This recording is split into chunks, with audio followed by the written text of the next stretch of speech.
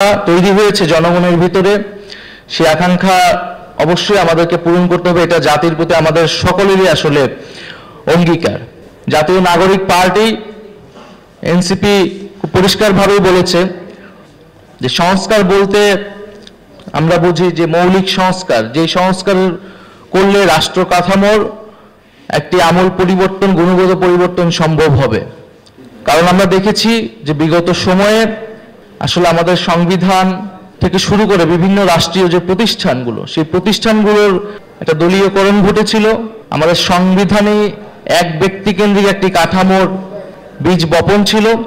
ফলে সেই রাষ্ট্র কাঠামোকে অক্ষুণ্ণ রেখে আসলে যেই ক্ষমতায় যাক না, যেই রাষ্ট্র পরিচালনার দায়িত্ব পাক, তার ভিতরেও ফ্যাসিবাদী প্রবণতা থাকবে, স্বৈরতান্ত্রিক হয়ে ওঠার প্রবণতা থাকবে। সেই জায়গায় রাষ্ট্রের মৌলিক সংস্কার, সেক্ষেত্রে আমরা সংবিধান, প্রধানমন্ত্রীর ক্ষমতা, বিচার ব্যবস্থায়, নির্বাচন ব্যবস্থা ইত্যাদি বিষয়টা আমরা জাতীয় নাগরিক পার্টি বিশেষ গুরুত্ব দিচ্ছি। জাতীয় ঐক্যমত্য কমিশনের পক্ষ থেকে যে সুপারিশ সমূহ আমাদের কাছে পাঠানো হয়েছে, আমরা সেগুলোতে আমাদের মতামত দিয়েছি। অধিকাংশ ক্ষেত্রে আমরা একমত হয়েছি। যেসব জায়গায় আমরা আংশিক একমত বা দ্বিমত, আমরা সেখানে আমাদের মন্তব্য বা আমাদের সুপারিশ আমরা সংক্ষিপ্তভাবে দিয়েছি। আজকে হয়তো আমরা বিস্তারিত আলোচনার সুযোগ পাবো। তো জাতীয় ঐক্যমত্য কমিশনকে সে সুযোগ করে দেওয়ার জন্য আমরা আন্তরিকভাবে আবারও ধন্যবাদ জানাচ্ছি।